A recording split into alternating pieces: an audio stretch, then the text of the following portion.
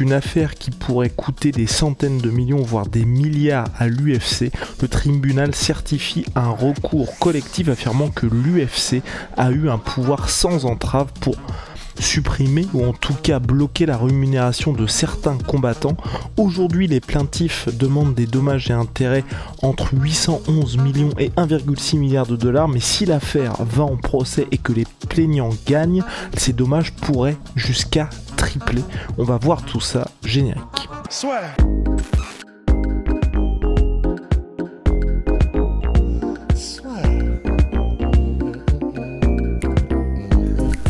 Paris sur le MMA avec Unibet. Quelle sera l'issue du combat? Une soumission? Un KO? Paris sur les meilleures cotes avec Unibet.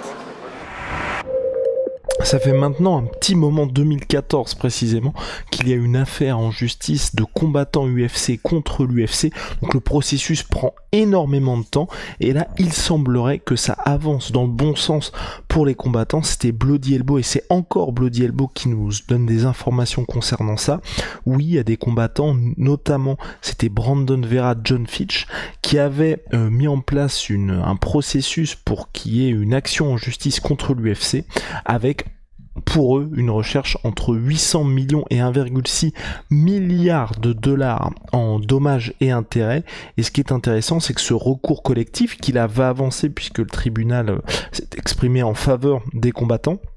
Donc ce recours collectif concerne tous les combattants UFC qui ont combattu entre le 16 décembre 2010 et le 30 juin 2017 en Amérique du Nord pour l'UFC. Et ce qui est très intéressant aussi, c'est que ça veut dire que ce recours collectif concerne environ 1200 combattants et que tous les combattants donc, qui ont combattu durant cette période sont concernés, sauf si ils décident de ne pas participer à ce recours collectif, sinon automatiquement ils en feront partie. Et comme je l'ai dit en préambule, ça pourrait coûter très très cher à l'UFC si le processus se poursuit, donc s'il n'y a pas un accord à l'amiable entre le recours collectif et l'UFC, puisqu'en cas de défaite dans ce procès, l'UFC pourrait avoir à payer une somme qui pourrait tripler les 1,6 milliards demandés par les plaintifs.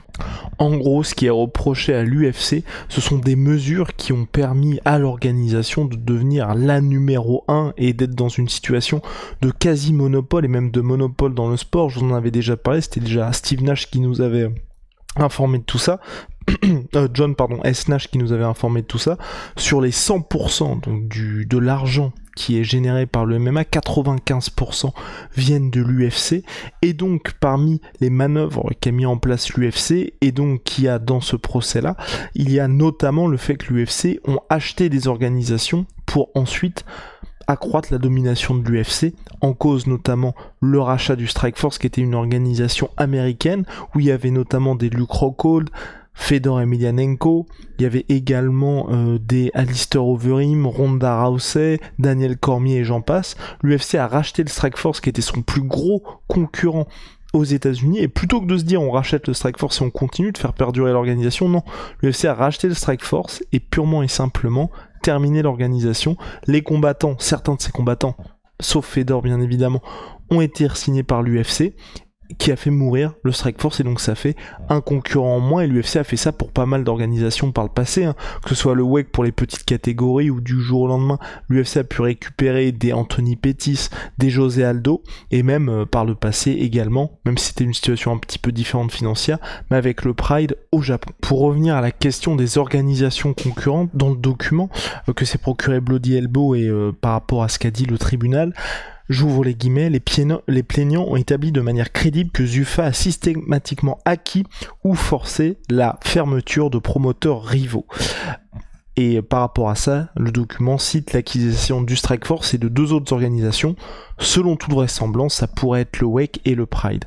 J'ajoute, j'ouvre les guillemets, les acquisitions ont renforcé leur dominance sur le marché. Ces acquisitions ont consciemment éliminé les rivaux potentiels vers lesquels les combattants auraient pu se tourner. Cette conduite a considérablement entravé la concurrence et a eu des effets anticoncurrentiels à l'échelle du marché, sans aucun avantage pro-concurrentiel reconnaissable. C'est vrai qu'au bout d'un certain moment, et c'est l'argument que fait le tribunal, hein, les combattants avaient peu d'organisations vers lesquelles se tourner, puisque avant le Bellator, avant le PFL aujourd'hui, si vous vouliez être dans une top organisation américaine, il n'y avait que l'UFC. Le salaire des combattants a également mis en cause, vous savez, la balance de revenus entre les combattants et l'organisation. Dans la plupart des ligues américaines, que ce soit en baseball, en NHL, en NBA, en NFL, on est à 50-50 de part de revenus.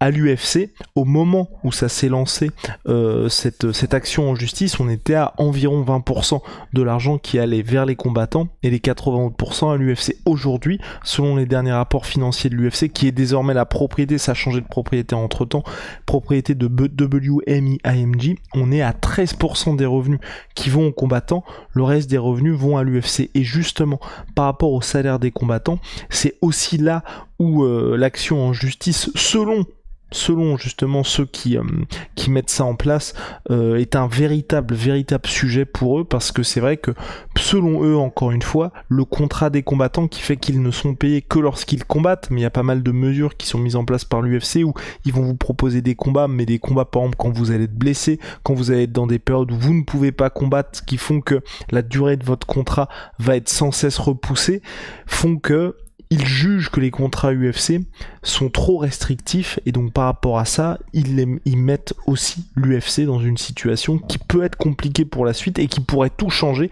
en cas de défaite de l'UFC ou s'il y avait effectivement un procès. On note notamment, là je reprends l'article et ce que le tribunal a dit, le tribunal a constaté que l'UFC avait un pouvoir sans entrave pour supprimer la concurrence et donc une augmentation de la rémunération des combattants. Le tribunal a découvert que les diverses tactiques coercitives de la promotion de l'UFC étaient utilisées pour empêcher les combattants de comprendre leur véritable valeur sur le marché et leur permettaient de négocier uniquement avec l'UFC pendant presque toute leur carrière.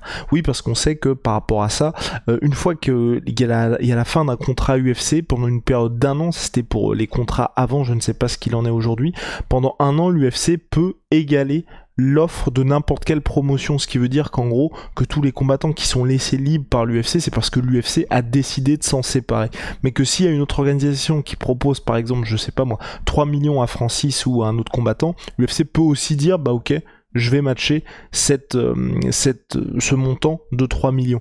Par contre, si l'organisation propose, je sais pas, 20 millions, l'UFC va dire, bah ok, on le laisse partir. Donc c'est par rapport à ça qu'il y a cet argument-là, et j'ajoute aussi, donc j'ouvre les guillemets de ce qu'a dit le tribunal.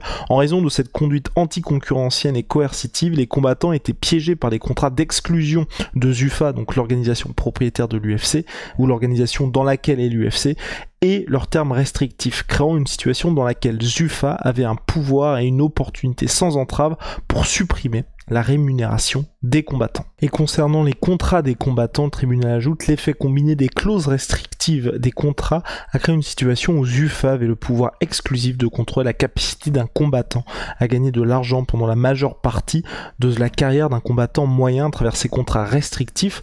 Zuffa contrôlait combien, où et quand les combattants pouvaient gagner, avoir une rémunération en participant à un combat. Donc voilà, c'est vrai que quand vous voyez tout ce qui se passe, ça pourrait changer beaucoup de choses pour l'UFC, beaucoup de choses pour les combattants, ça pourrait aussi changer beaucoup de choses pour les futurs contrats des combattants. Il y avait des propositions qui étaient faites pour que l'UFC fasse des contrats par rapport aux plaignants qui soient de 18 ou 24 mois, contre aujourd'hui des périodes de 5 ans. On sait même que le nom des combattants est protégé par l'UFC. Quand je dis le nom des combattants est protégé par l'UFC, par exemple Conor McGregor n'a pas pu appeler son whisky Notorious comme c'était initialement prévu, et finalement a opté pour Proper 12 parce que c'est vrai que Notorious, il aurait dû s'arranger avec l'UFC pour ça. Donc il y a énormément de choses qui pourraient aller en faveur des combattants s'il y avait ça qui était fait. Je rappelle aussi, c'est vrai qu'aujourd'hui, quand je dis en faveur des combattants, l'UFC apporte énormément, et c'est vrai qu'avoir le tampon UFC derrière les combats, ça fait que forcément ça vous ouvre beaucoup plus d'opportunités. Donc il y a ça aussi auquel il faut penser, et je pense que l'UFC, la ligne de défense l'UFC ira en ce sens-là, parce que c'est pas juste des combattants. Aujourd'hui on parle de combattants UFC, pas seulement de combattants MMA quand ils sont dans cette grosse ligue, et on le voit aujourd'hui avec les combattants français. ils vont être professionnels, mais à partir du moment où ils signent à l'UFC, il y a beaucoup plus de portes qui s'ouvrent à eux. Donc ça va être intéressant de voir ce qui va se passer, comment l'UFC va réagir aussi. Mais c'est vrai que si ça continue d'aller dans le sens des combattants, cette affaire judiciaire, ça pourrait coûter extrêmement cher à l'UFC. Et surtout, on pourrait avoir un avant-après en termes de gestion des contrats, gestion des combattants à proprement parler, et peut-être ouvrir le sport à beaucoup plus de concurrence, ou en tout cas à des phénomènes du type Nate Diaz, Francis Ngannou qui vont au bout de leur contrat et ensuite sont dans une situation où ils peuvent aller faire de la boxe, aller dans d'autres organisations. On sait qu'aujourd'hui c'est très compliqué, les combattants doivent sacrifier beaucoup financièrement à un moment donné. On sait que Francis a été énormément sous-payé pendant des années pour pouvoir sortir de son contrat, parce que oui, s'il avait accepté une rémunération supérieure de la part de l'UFC, forcément il aurait dû signer pour beaucoup plus de combats. C'est ce qu'a fait Masvidal, c'est ce qu'a fait John Jones. En gros, ils étaient en conflit ouvert avec l'UFC financièrement pour obtenir une rémunération qui était à la hauteur de leurs espérances. Ils ont signé, je crois que c'était donc pour John Jones, c'était 8 combats supplémentaires, et pour Masvidal, c'était un certain nombre de combats aussi, mais ils sont obligés de re-signer un contrat longue durée pour être mieux payés par l'UFC, parce qu'évidemment l'UFC ils vont pas dire ok, et là faut se mettre du côté de l'UFC aussi, on va pas plus vous payer, le gars fait 1 ou 2 combats avec vous et ensuite part au maximum de sa hype et de sa forme et de son prime, si vous voulez, faire ses choses de son côté ou dans une organisation concurrente. Donc il y a tout ça qui pourrait peut-être changer, mais c'est vraiment quelque chose qui pourrait être une vraie révolution pour le MMA, vraie révolution pour l'UFC, et ça pourrait rabattre les cartes totalement. Donc voilà, j'en profite pour placer un petit shout-out à notre nouveau sponsor Holy. Vous voyez tout ça qui s'affiche au niveau de leurs produits, ce sont des boissons énergisantes, donc avec de la poudre ou alors des thés qui peuvent être extrêmement bons, validés par notre cher Big Rusty. C'est bien plus écolo que les canettes ou les bouteilles habituelles, c'est fait en Allemagne.